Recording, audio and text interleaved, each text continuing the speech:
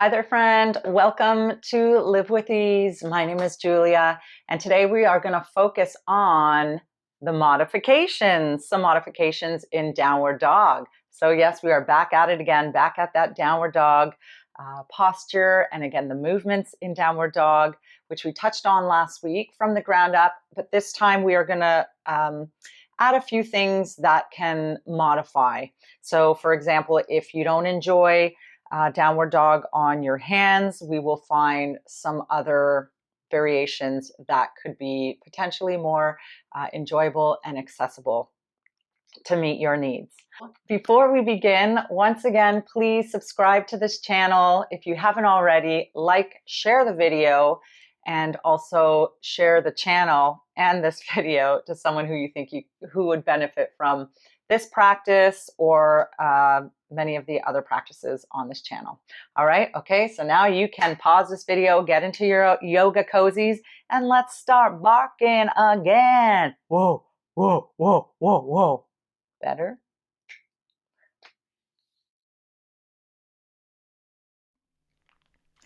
All right, I forgot to mention we need a few things before we start the practice. So we will need a folded up towel or blanket, and preferably something that's not too soft where you'll slip, or something more like that Mexican style blanket or a terry cloth material, again, so that it's a little more grippy.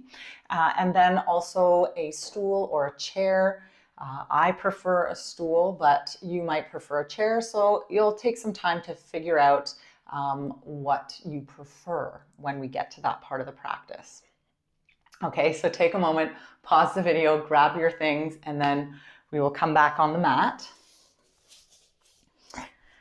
Okay, so now that we have the foundation of the downward dog posture and the movements, how we can get ourselves up into the posture with some ease, we can add a little bit of modification. So if you're someone who still found the foundational from the ground up video still a bit more challenging, here we can add some more modifications to that, keeping in mind some of the things that we're focusing on in that practice. So we can start by using this folded up towel or blanket. I have a blanket, you may use a towel, and then come onto the hands and knees as we did in the other video to our tabletop here. And then you're going to curl the toes under, bring the balls of the feet towards the ground, and then you're going to play with finding the arch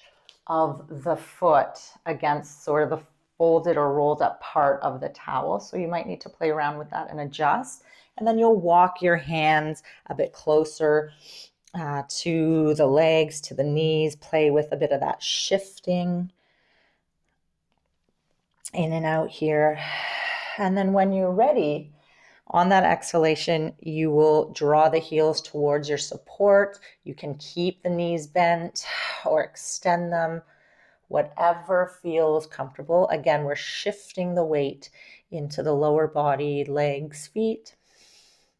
And ultimately, what we're doing here is elevating the floor to offer your heels some support. Yeah, so the more we can support the bones and give something for the bones to fall into, the more the musculature starts to soften and relax and let go, so that we create more flexibility, range of motion, again, a little more softness in the tissues. So what this support will do is it'll help release and lengthen the calves, the Achilles, the hamstrings.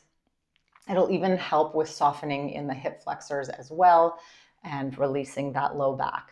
Okay, so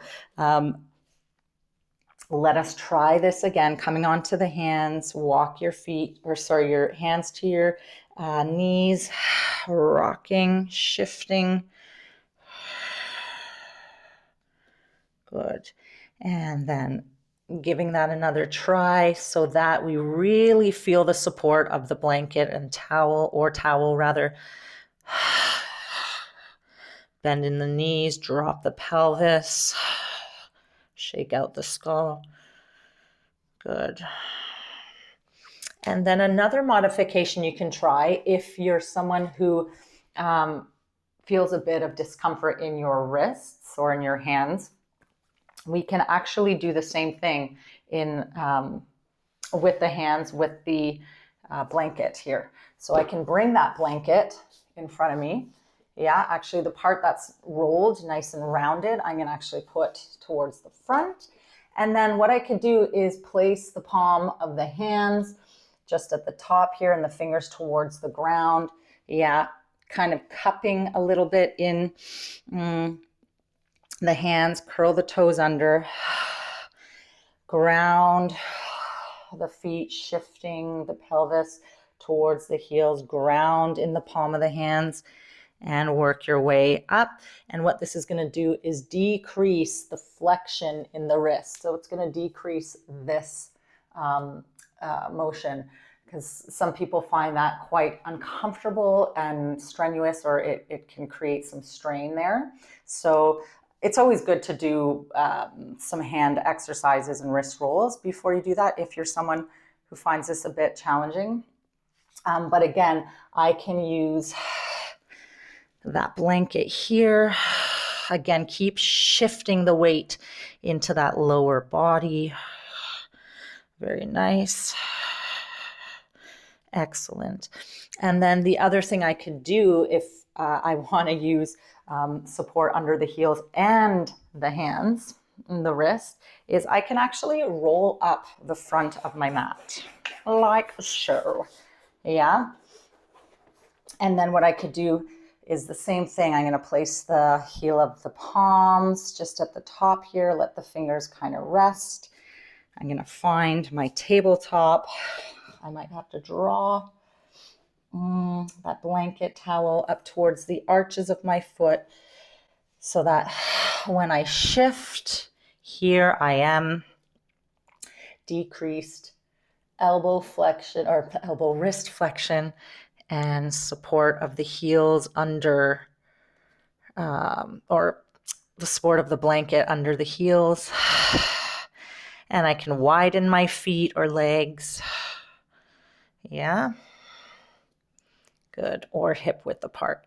And then same thing, you can play around with hanging out here for a few breaths or rolling up and down and just see how much you can handle here.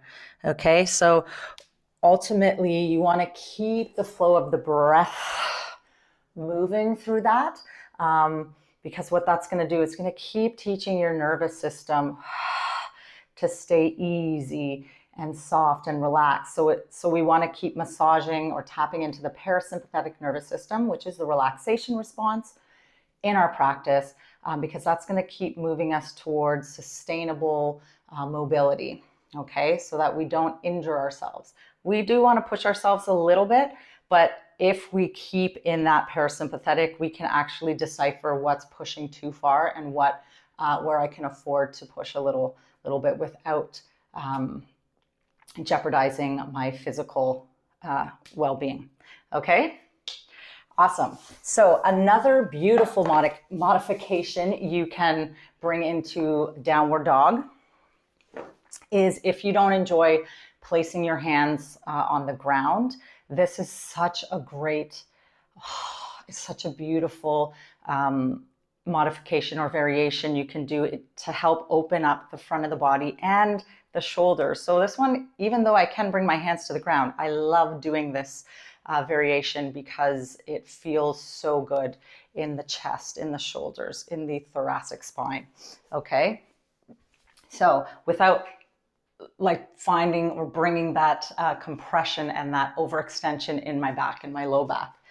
So this is where we will use the stool or the chair. And what you're going to do is make sure that the legs of the chair or the stool are on your mat. Yeah, because we don't want to differentiate too much of the surface area, because in one sense we might be gripping, and then if I'm gripping and the floor is slippery and my chair's on the floor, it might slip underneath you, and that's never a good time because you can face plant and that's not fun.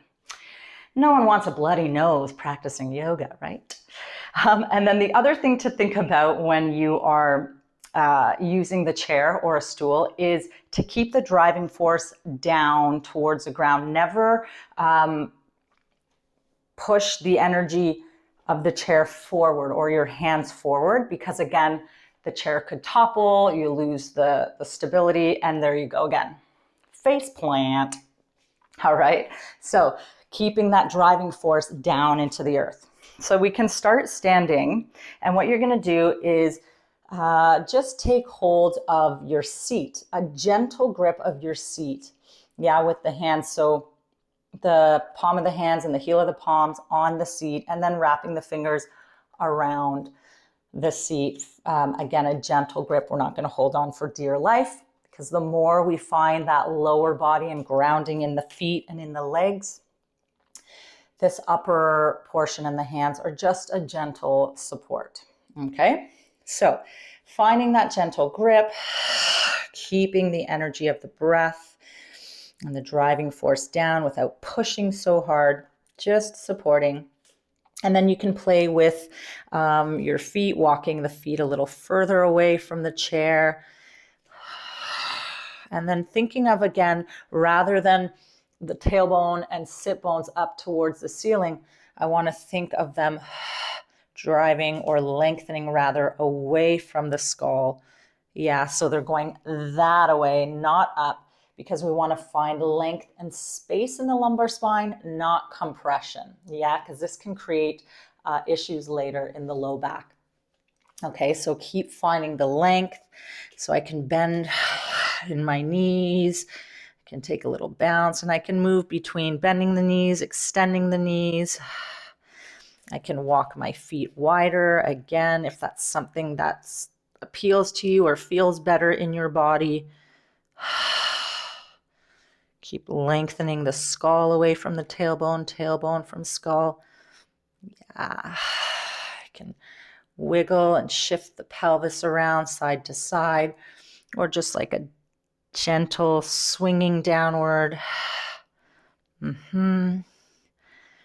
Yeah, just playing around here. You can walk the feet a little closer towards the stool or the chair. Drop the skull, bend the knees, take a bit of a pulse. Find a little bit of length and stretch in that lower back, sacrum. Yeah. So just having a bit of time to play, explore what feels good. I can also bring my elbows and forearms to the seat of the chair. You can either interlace the fingers or bring the hands in prayer position. And then again, same thing. I can play with the distance between the chair and my feet. Yeah. And this is a great one to think of as you continue to drive the energy down into the legs and feet, lengthening the tailbone and sit bones, straight back rather than up. I can think of that thoracic spine, which is part of the spine between the shoulder blades, kind of sinking towards the chest, towards the ground. This is such a great heart opener, shoulder opener. Yeah. Again, knees bent, knees extended. You can also add the blanket or towel under the heels. If you find the heels are still quite high off the ground, and you'll play with how much you need to roll your blanket or towel. Okay, great. Now, we have a third modification, or is that 4? Well, we did the heels, the hands, the chair. Yeah, so 4. Now we're going to utilize the wall. So the wall is such a great tool to offer support in downward dog. It's actually a great tool that offers support in basically any posture or movement. And it's, again, takes us into that parasympathetic, that relaxation response in the nervous system. So again, we can, if downward dog is incredibly challenging, even just folding forward with the hands on the chair or on the ground, the wall is great because it gets you upright a little more, but you can still play with the hamstrings and the dropping of the tailbone and the sit bones, and releasing and lengthening the low spine. Again, without the strain of having to support if you're feeling it's too much in the arms, and a challenge to shift to the lower body. So again, this might be a place to start, gradually making your way down to the ground. So fun. So many options. There's so many things we can do in movement or yoga. Okay, so let's come to the wall. A little piece of my stool. Let's just put that there for now. I'm actually not going to use my yoga mat. I'm going to just use my bare feet on the ground. Again, this is personal preference. If you have a hardwood floor or non-carpet, I would use your bare feet on the ground because I think it's a better grip. If you have a carpet, again, I would try bare feet on the carpet, and then you can also try the mat. However, I do think that standing, using the wall in downward dog is a bit more useful when our feet are directly on the ground. Again, let's come to the wall, and you might take some time to play with your distance. And then what you're going to do is you're just going to simply place your hands on the wall. That's all she wrote. And then you can start to walk your feet away. Yeah, you can take them wide.